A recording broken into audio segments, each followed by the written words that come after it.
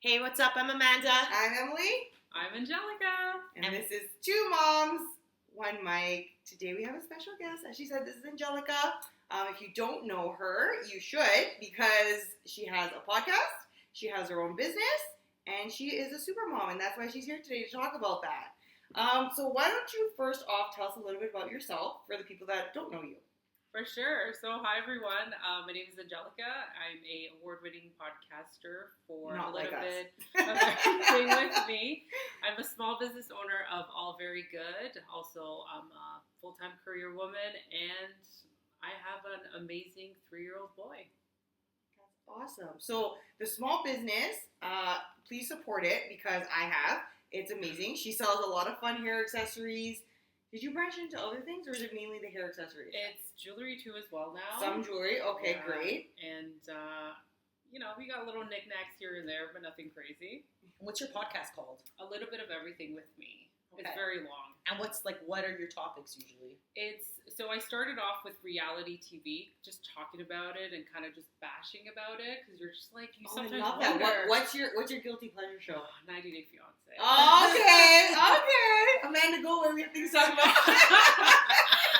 It's just an easy show because you're just sitting there and you're like, WTF. Okay, but this is not going to be the premise of our episode, but we just have to because I don't watch tangent. it. I'm just like, Do you think that the longer it's been going on, the more fake it's becoming? Yes, Because I my agree. tolerance for 90 days, like, it's honestly, I just have it on, but I'm doom scrolling. Like, it's my background noise. You're right. No, it's true. I feel like probably the past 5 years, it's been just the younger generation exploring and going to a different country. Yeah, and they just want the Instagram fame. They want to become an influencer. it seems like very manufactured. I guess now. they love the $300 I feel like that has to do with a lot paychecks. of reality TV. Yeah. Like I think everyone just wants to become a I celebrity. feel like the with longer it. a show goes on, the more you're like, oh, okay, somebody told you to do this. It's But been anyways. like 10 years since the show's been on, and they've released different series of it. Yeah, like the spin-offs, and then they bring back it's- like fan favorites. But honestly, who likes these people? Because Exactly. So yeah, that's been fun. But also, I interview professionals from across the world. We talk about entrepreneurship. I sometimes have therapists to kind of just pick their brains on certain services they provide, and just kind of help that way because maybe they need somebody out there. So what made you get into podcasting? Like, what was the moment that you're like, this is what we need to dip into? So in 2008, I started listening to Jenny McCarthy on SiriusXM. She was like my show from 7 a.m. till 10, and it was just about, obviously hers was like love, romance, sex, all that stuff, reality TV, and I was like, this is so much fun. Like, I enjoyed listening to her. Yeah. And then all of a sudden in 2009, I was just like, you know what, maybe I should start something, because you see all this like reality TV and you're just like, I just want to talk about it. Yeah, the commentary like on reality TV is huge nowadays. Yeah, It's massive. You just want to relate to other viewers that are just like, what the heck am I watching? So I figured, why not? And let me just branch off. And also, the stem of that, too, is not just that. It's also because I have PCOS, polycystic ovarian syndrome. Mm-hmm. And when I found out when I had a cyst rupture, the doctor pretty much told me, like, you're not able to have children. So then it was at a point in my life where it was like, what do I do? So I decided to reach out to a naturopath for natural treatments to have a child. And the one thing she told me, she's like, you need to find something that makes you happy. Because if you don't, then your whole body is not going to work for you. And it was just like a whole holistic thing. And, I said, well, I don't want to draw anymore. I don't want to sketch. I don't want to paint. Those are the stuff that I used to love. But let me just dabble into this other find world something of else to bring you joy. podcasting. Yeah, and it worked. And I noticed changes in my body. I was enjoying it a lot. And then meeting new people across the world. And that's how the podcast kind of in conjunction helped me with my own health issues and be able to just, find my voice through all of this and do other things too as well while podcasting. Wow. Yeah. So then, okay, let's talk about this temporary infertility, because I'm going to say temporary because you obviously have a child. Yeah. So now you're happier, you're doing something for yourself. what's the road that gets you pregnant? It was all natural. So we did a lot of Chinese medicine. I think I was at that clinic for at least 4 times a week, even 5. Okay. Chinese medicine, acupuncture.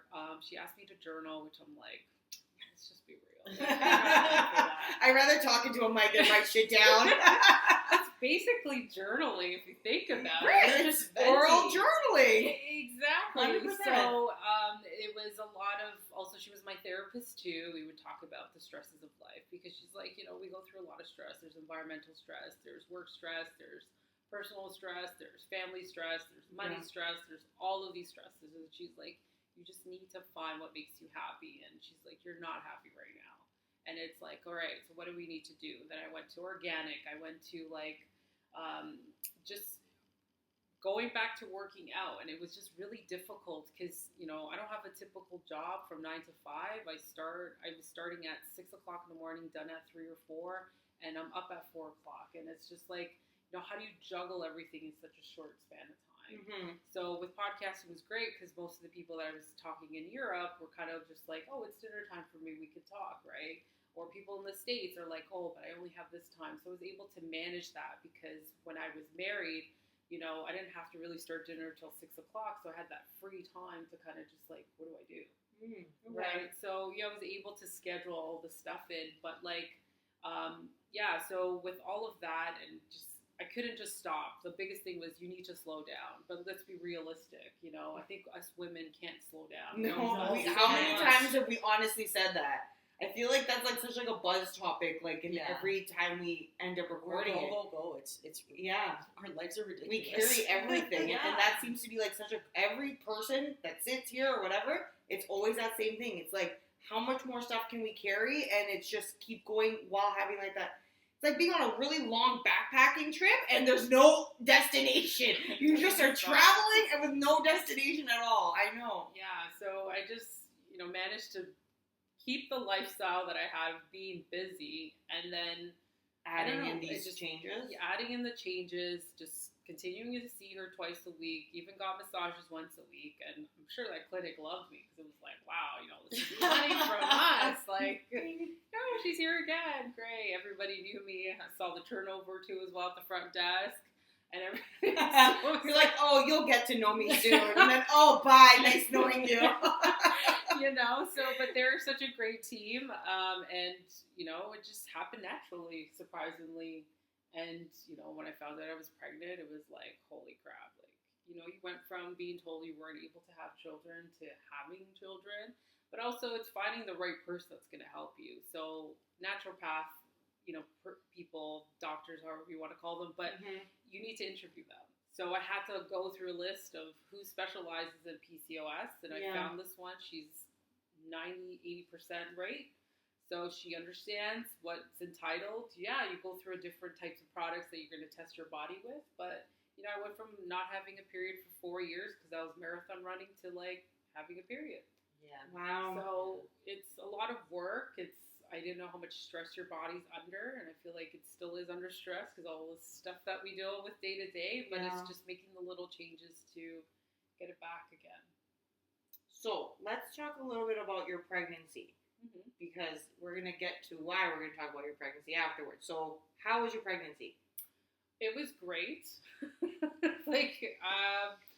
I didn't experience the nausea as much as some of them do, and I was like, oh my God. Like my mom was telling me when she was having my brother, it was like throwing up from beginning all the way to the end. That she lost so much weight. She was 85 pounds and had 50 pounds in front. Oh my Lord. Yeah, she was very skinny. Like they had to always pick her up from the chair or the sofa or from the bed. Oh my God. Like it was nuts, and I'm like panicking.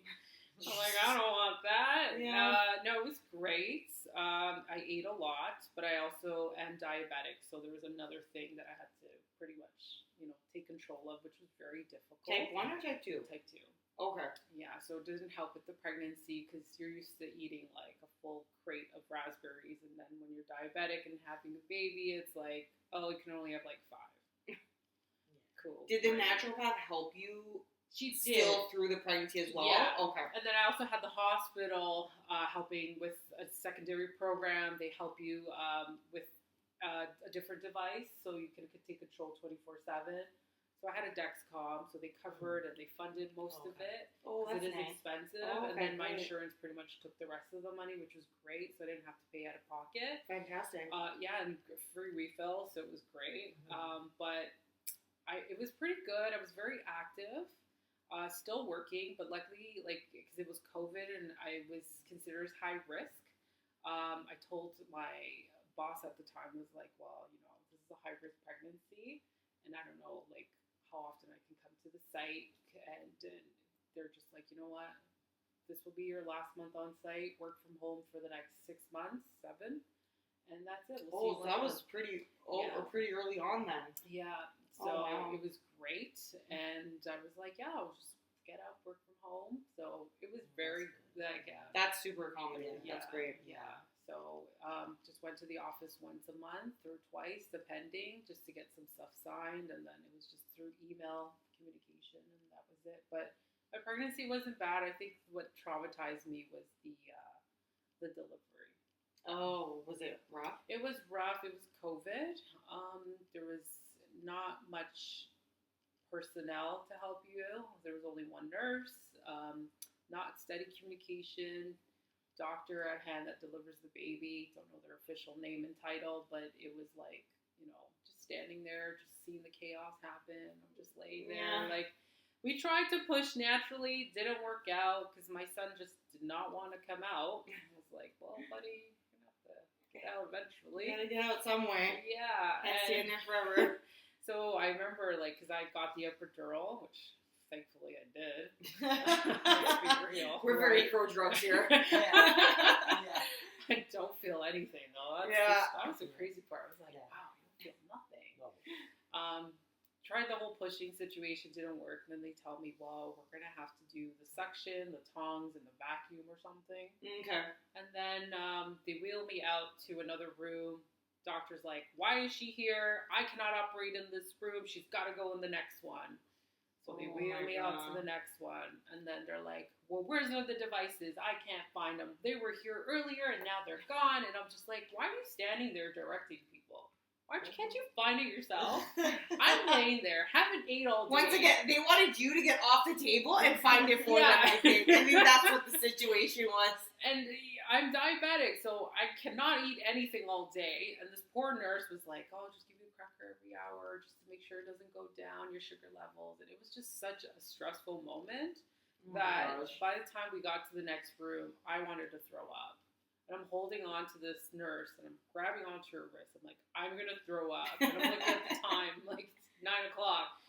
I'm like, I'm going to throw up. She's not listening to me. She's like, I threw up too. The epidural made me throw up. Yeah. Really? Yeah, so, it's a thing, though. It's a thing. Yeah, they told me. Like, it was normal. Okay, so I ended up throwing up on her, and I'm like, good, because you don't Karma's listen. bitch. And then all of a sudden, like, half an hour goes by, and they're like, well, we can't do anything, because he's already all the way up there. I'm like, thanks, kid. Like, just get out.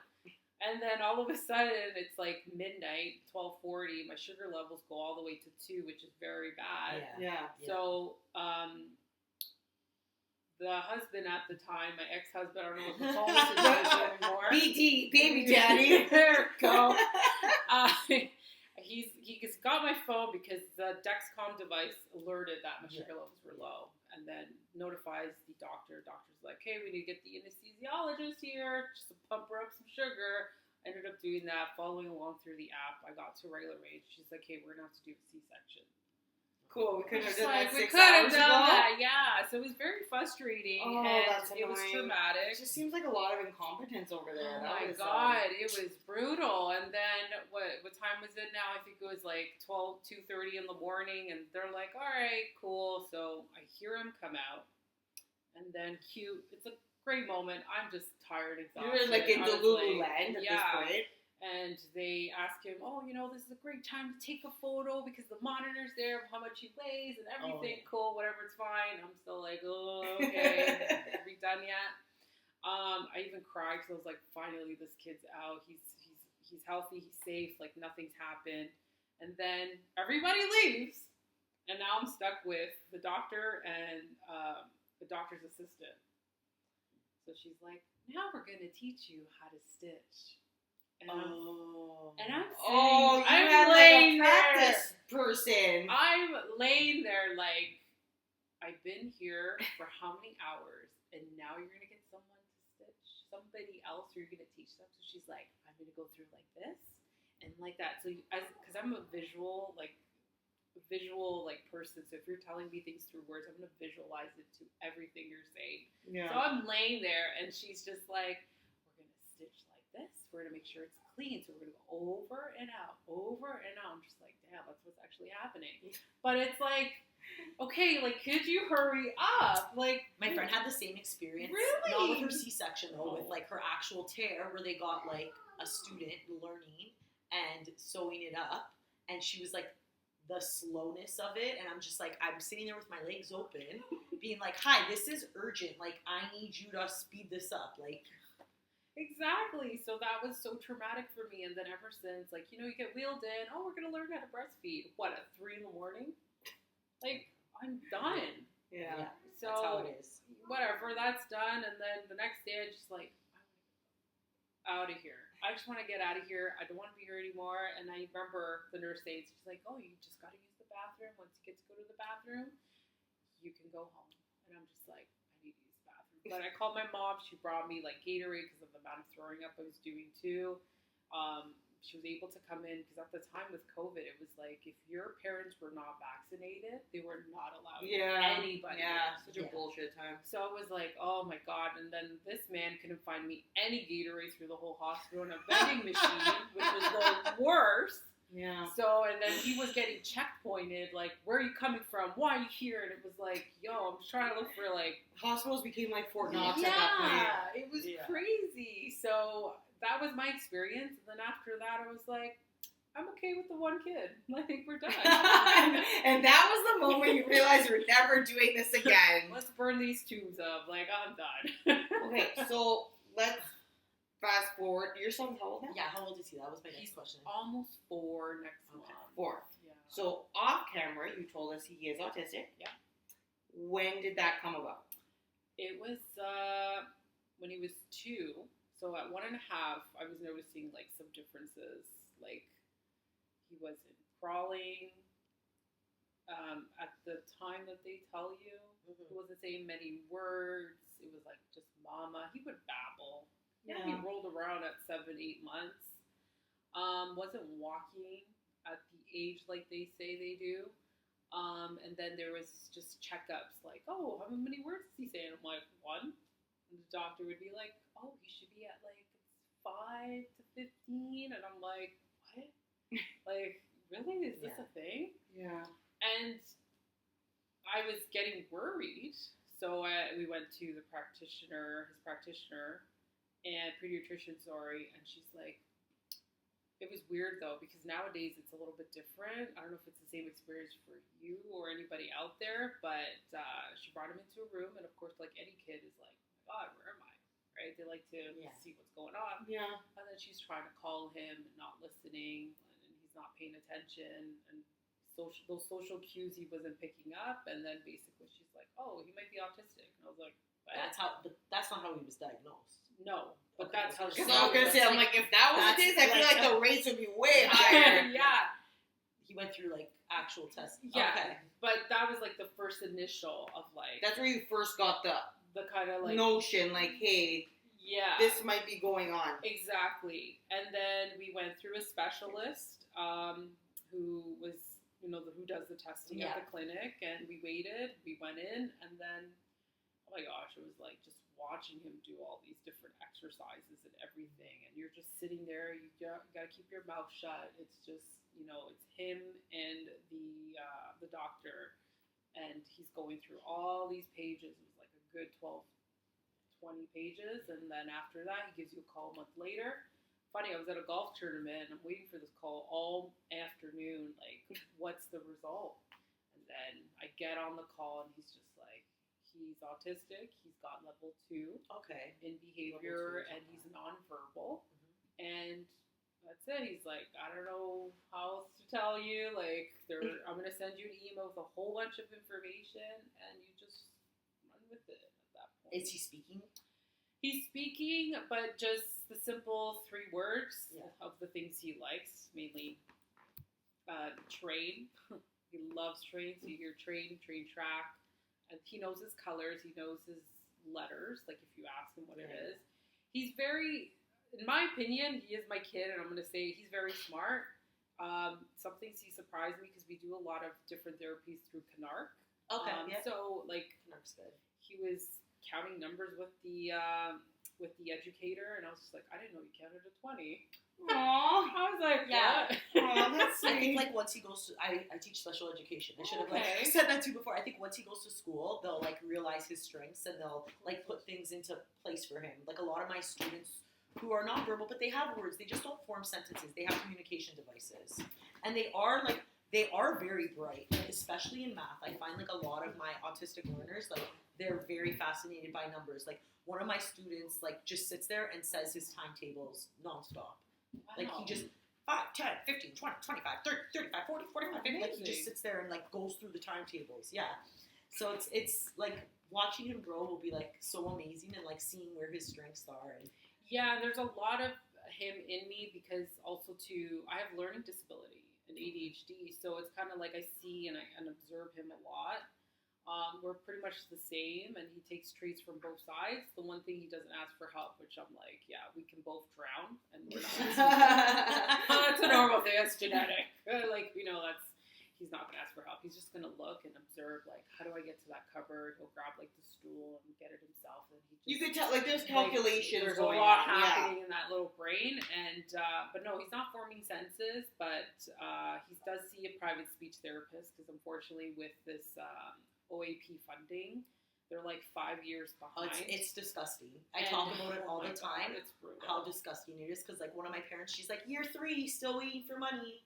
Yeah, But we can all get our child tax benefit like that. Exactly. Sorry, I like don't agree. like, it's just why, like, I don't understand the system, and whatever, we're all doing what we can to get our kids the programs that they need, but it's harder when you're a single mom and you're just like, okay, so like, yeah, I do speech therapy on the weekly basis, but then also there's, thank goodness Canark has other free programs, but it's just, you're only there for like 7 weeks for 20 minutes, and then that's it. Oh, wow. Yeah, and it's not like you're getting a full hour out of it. Yeah, you're learning between you and how to be a better caregiver to your kid, how to communicate with your kid, but it's like, there's so much more that, especially starting at that young age, which I find now speech therapy is helping a lot. Like, he really talks to her.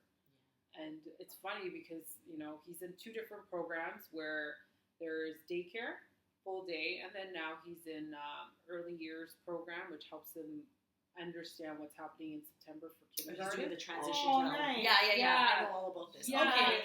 So Nice. he's doing really well, and it's funny because, like, I had a call about 2 weeks ago, and they're like, we gave him the task to be the cleaner, and I'm like, oh, really? You sure you got the right kid? I think that's all of our kids. Like, let's be honest. It doesn't matter what your kid may or may not have. Like, when they're, like, my son's in programs, and the minute the counselor, the teacher, whatever's like, okay, clean up, he wants to be the first one. I said, but God forbid I ask you at home.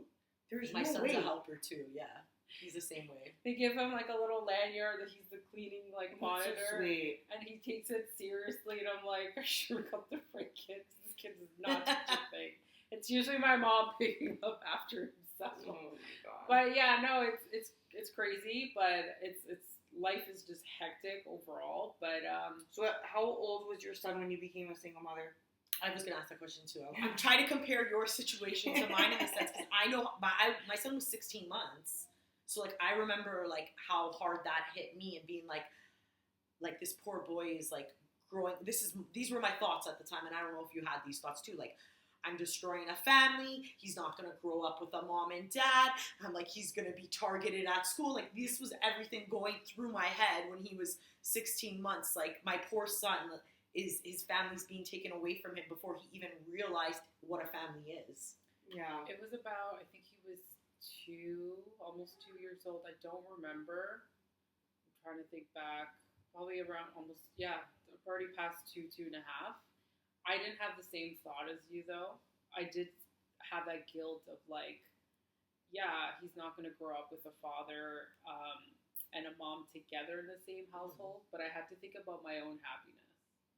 I feel like a lot of us women are trapped in relationships, and your mental health is your number one. You're the core person of a family. Yeah. You help technically your partner in every single way. I feel like we grew up with like the mentality that like the man is the anchor of the family because we're used to families where like women stay at home, the husband goes to work, but like the reality is the woman is the anchor. Like yeah, the family would not survive without the mother.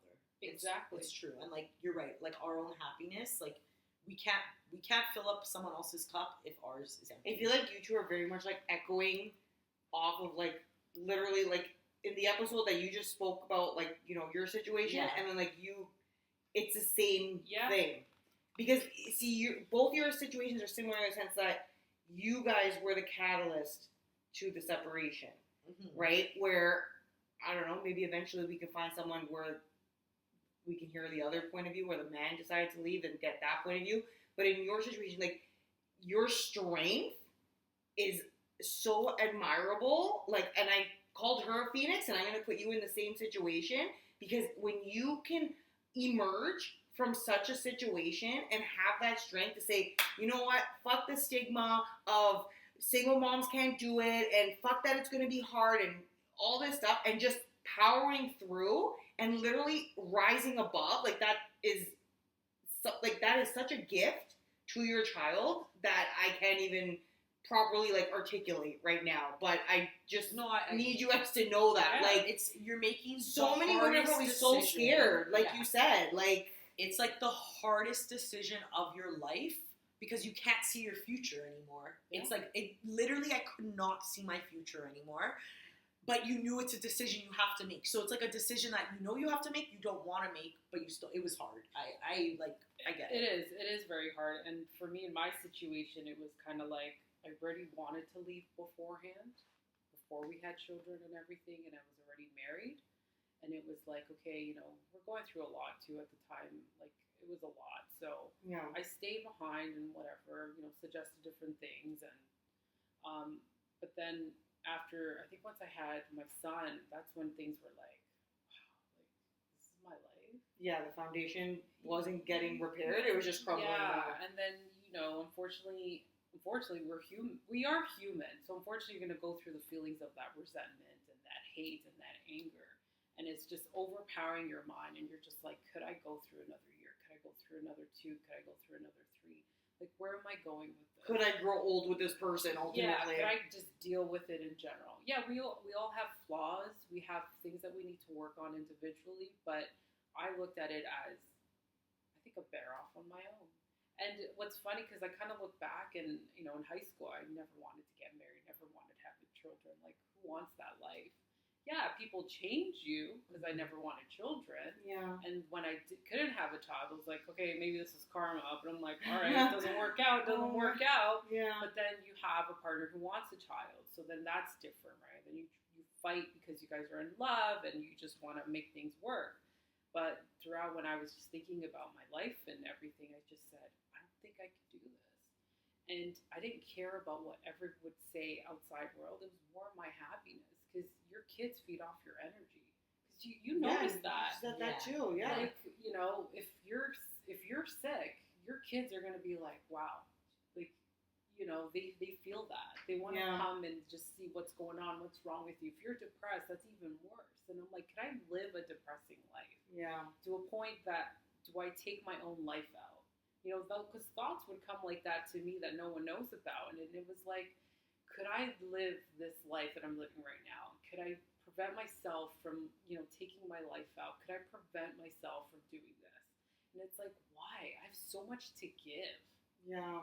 And, you know, you sit there and you think things through, and it's like, I look back at my parents and, you know, older generation marriages are built differently, I'll tell you that. I could tell you so many times, like, how many times my parents fought, but they're still together no matter what. But it was like, I can't put up with it. Yeah.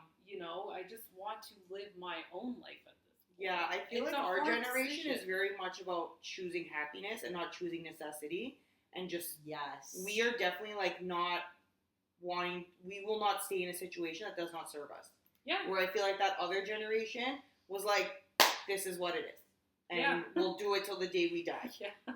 Because you look at your parents and your grandparents and you're just like, how do you put up with that? Like, I know.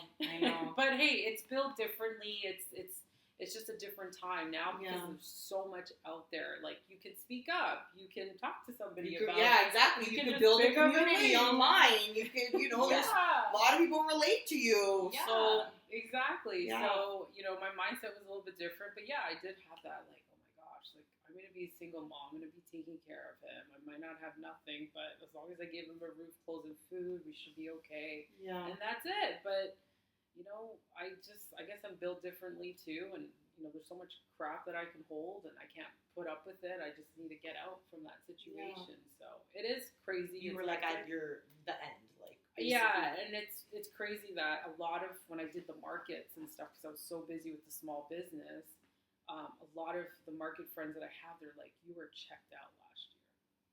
And I was like, what do you mean? Like, I got worried. I was like, what are you talking about? Because you don't see yourself, obviously. You're like, no, you just put up a front in the show. You're just go, and that was it. And now that I see you aftermath, like everything, you just feel like the weight's lifted off your shoulders. You're breathing a little bit easier. Yeah, and it's just like, wow, I didn't see, again, like, these are things that you don't realize until someone else tells you, and you're just like, you need that mirror almost to reflect back at you. Like, I did the right decision. And I'll tell you something, when I came home and I left my son there with his dad, and I came home, my mom's like, why are you back? Like, she's like so confused, like, aren't you going? Because we had a system in place. My son was at my parents' house for 3 nights for daycare. He was home with us for the rest of the week. And because they live in Woodbridge, daycare was so close. I lived in Toronto. It just made it easier. So Friday, the system was, I'll pick him up straight from daycare, take him home, and then that's it. Our weekend started. Yeah. And then this time it was like, I came home, went to go pick him up from daycare, was there, grabbed most of my stuff, and then I came home. My mom's like, what are you doing here? So she was like, where's the kid? Like, what happened? So I said my decision. I said, hey, I didn't cry about it. I was just like, normal No, stuff. I think when you're like so checked out, it's weird. There's like, no emotion attached to it. Yeah. And I'm like, yeah, so I'm gonna be back here forever. And she's like, oh, okay. Hope you didn't change my bed. Yeah, I know, right? But she was just like, wow, happy for you. I was like, oh, okay, great. Like, I didn't know what she meant by that because they were having dinner. So it was kind of in the middle of that. And then my dad just looks at me and he's just like, oh, so you're not going home? Like, what's going on? Where's my grandson? I'm like, don't worry, he's fine. I have to pick him up eventually, but I just, I need you to help me take the stuff out of my car. Yeah. But that, I was like, I just need to unpack and everything. And then my mom's like, so you, like, left? I'm like, yeah, the relationship's done. And she's like, good for you. And I'm like, all right, cool, thanks. Like, want to come with mom? Honestly, like good for them for like having like supporting you like that and like having like your back and like being on your team. It's great because sometimes parents get very upset and they like, no, do it for the kids. Yeah, I got like mine, like my situation was like due to actions. So like I go to my mom's house and I like tell them the whole story and say like, this is why I'm leaving. And then my mom's like, but are you thinking of Antonio? I said, but did you not just hear what I just told you? I said, process everything I just said, Mom. I am thinking about Antonio. I am doing this for him. I said, he's young enough that he'll never remember this. But did your parents have any indication or inclination that things were not okay? Yes. Okay. Yeah. So it's not my like parents, they were like, my parents were blindsided. Yeah. Which so your I was parents also weren't like blindsided. shocked, like, oh my God, what do you mean? She told me later on, when I settled in and everything, we're going through, calling lawyers and like, interviewing them. Getting the ball going, yeah. She's just like, I'm going to tell you something. I'm like, she said, I'm very happy that you took that decision because I can tell you changed completely as a person and you're not the same person. And she says, I knew from the day you got married that I had a feeling this was not going to work out. But I had to let you experience life. Which, thank you, Mom. You could have saved Should me we money. should we call your mom and have her sitting on this couch? Because I would love to hear a little bit more about her side. I was like, okay. You know, they Like, ask if anyone wants to save me. object. Like, I want to object. She's like, no, I just gotta let you live life and see how you manage life your own, and I'm not gonna get involved. Well, I was the one that was talking about her with all the stuff that I went through, right? Yeah. Like, I wouldn't go to my dad too much because my dad would be like, I don't know, it's different. Yeah. I would go to him for work stuff or like, hey, I need $100. I don't know. Like, I don't want to generalize, but like, I feel like the emotional stuff you don't really go to your father for. But I would go to my dad if I needed to cry and I'm stressed out. That was the one thing I did. With my mom, she's very old school. Like, if I would be crying, I'd be stressed out by stuff. She'd be like, why are you crying? Like, there's no need to cry about that. Like, are you serious right now? And I'm like, okay, fine. Let me just tuck them back in there. Like, she was that. So, but when we had the conversations after being at home, she was, like, more understanding and everything. Because she knew behind the scenes what was happening. Yeah. Right? And how, like, pissed off I would be. She sometimes would hear, like, the conversations I would have. And it was like, really, you let him treat you like that? And I'm just like, like because you've known each other for like 10 years and you're just like, oh, is this normal? But it's not. But like, it is what it is. But my parents were very supportive. My dad did think, maybe there's hope they'll go back. And my dad's like, no, it's not going to happen. Like, because I think my mom was trying to tell him, like, no, you're crazy. Like, it's done. It's done. Yeah. Done. She's happier now. It's great. Now we get to enjoy more, especially with our grandchild, and stuff like that, which we did a lot more. But like, I feel like I hear other situations and other same scenarios as us, and it's like, no, they'd rather just stay in the relationship because of the pressure and keeping the family together. Or like I think there's even like a huge fear like that they can't do it on their own. Yeah, it's definitely like the financial aspect. Yeah. Like it is. It's like a huge, like you're going through it. The divorce, the fees, the lawyers, the everything. Like it's not even just like supporting a child. It's all that other stuff. Like that you have to jump through. People don't realize they don't realize what it takes to get a divorce. Like it's crazy. I was unaware of all the steps. Like and it's actually like I wish I signed more papers before I got married, kind of thing. But prenup or prenuptial, postnup, whatever it's called. Yeah. So. Yeah. No, it's a journey. I always think there's a positive end to this, which there will be. I just want everybody to be happy, and I'm happy. That's all that matters. My son's thriving. He's great. He's enjoying life, and I give him whatever I can. Right? Yeah, and that's all that matters. Like, I know when I moved back, I had to take over pretty much 3/4 the expenses because my parents were the ones getting my kid up for school, taking them to speech therapy, taking them to this while I can't because I'm at work.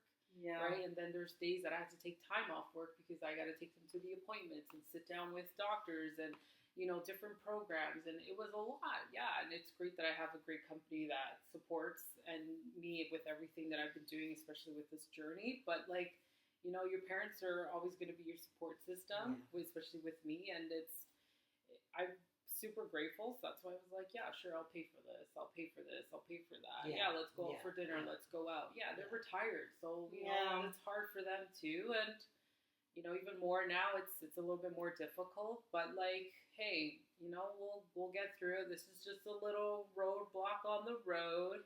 Eventually we're going to come through. That's how I look at it. So what's your hopes for the future then? Well, what are your goals, I guess? Like you're obviously still hustling. You're still loving the podcast life.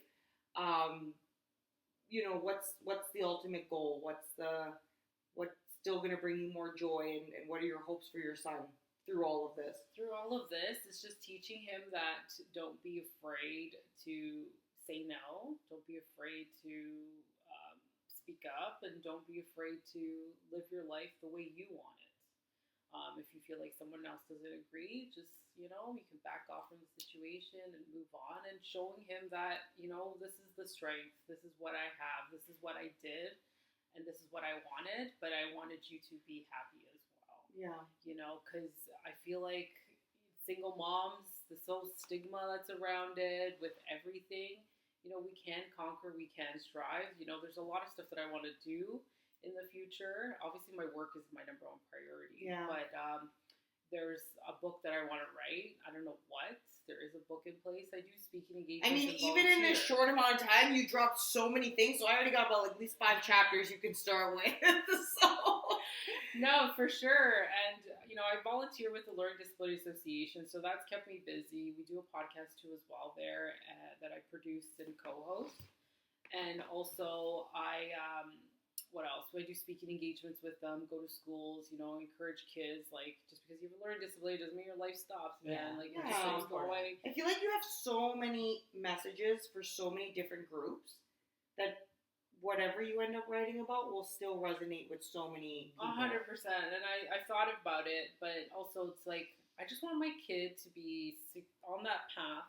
Yeah. And I know he's going to be okay. Yeah. And then I can worry about myself after, which I know it's hard because a lot of them say, you got to put yourself first as a mom, right? Which honestly you have done. Yeah. It's not like you haven't done. Otherwise you wouldn't be in this situation now. It's true. Like, I don't feel guilty. Like, I think there's, it's like a teeter-totter, right? There's sometimes where you can put yourself a little bit ahead, and there's other time where you say, okay, I got to take the back burner and put your child a little bit ahead. But, it's that constant up and down, right? Yeah, and there's a season for everything. Yeah, it's true. So I think for the future right now is more my kid's my priority, obviously, with everything that he's got going on. I just want to make sure he's okay. I always joke. I'm like, yeah, this kid's going to leave me at 18. Probably going to go to university in a different province. I'm like, cool, I'll see you every weekend. I'm going to live my life now. I'm still young, but I don't know. Like, it's so hard. But yeah, there's stuff that I still want to accomplish and do more with the podcast because I've taken a break for the past, 3 years now. And I've had episodes when I was on mat leave. I've got 250 of them on my drive that still need to be edited and everything. Oh my God. Holy! Yeah. Because I was getting ready for going back to work mode, just schedule. Mind you, I was on a 5-day schedule, so every Monday to Friday I had a full release every single day. Oh, okay. So reality TV Tuesday, Thursdays, and then we had professionals every other day, and then Friday would be just something light. 5 days a week you're releasing. Yeah. Oh, that's a lot on you. So, that's crazy. Yeah. We're bi-weekly, and I'm struggling with that. We get 2 out a month. We are killing it. So it was a lot. That's why I have 900 episodes, and everyone's like, "Where do I start?" I'm like, "It's up to you, man. You could start at the early days when I used an iPhone 8, and then you can work your way up." There you go. But no, eventually, depending on the situation. Right now, I'm kind of just putting myself on a pause because, again, my son's a priority. He's starting kindergarten, so it's a lot of that type of stress and making sure he's gonna be okay. And I know everyone's telling me he's doing well, he's improving, he's developing. But also it's I lost my dad in March, so it's kind of I'm in this limbo of a funk, I don't want to do nothing. So when you lose one person who is taking him to speech, helping him with my mom with everything, and now you don't have that, my life is I get up, go to work, come home at 3:30. My mom would be like, hey, daycare days, I pick him up. His other program, because he said at 1, my mom's going to pick him up. So it gives me that, hey, go straight to work. It's usually, done work, go to the daycare, go grab him. It's either we have speech therapy or something else. And then you're like, okay, I'm not cooking dinner. Trust me, I'm not. I'm going to go buy McDonald's because that's all he eats is chicken nuggets just from McDonald's at home. James, be specific. Or Pizza Nova, whatever it is. Or sometimes we'll go to Wonderland and just spend the evening there. And then come home, bedtime routine. And then it's crap. It's already 8 o'clock. He can play for another hour, hit the sack by 9, and it's the same thing all over again. So Groundhog Day. It's been that since I lost my dad, and it's just you're just going through the motion sometimes. Yeah. So luckily, work's been supportive, and they're when you need to take time off, let us know, and we understand what you're going through. So I'm very fortunate to work for a company that really does support their employees. Yeah. Because I am open about it. I go to work for distraction, but also when you come home, you're just nonstop. And there's no decompression time. When he's away with his dad, it's okay, you think you could go out and have a girls' night, but then you're God, my bed. My bed looks great. No disruptions. It's not he sleeps through their night, thank God. But it's oh, I gotta get groceries done. The places you can't go with them because it takes like hours. Yeah, and it only too. takes you 15. Yeah. You just do it.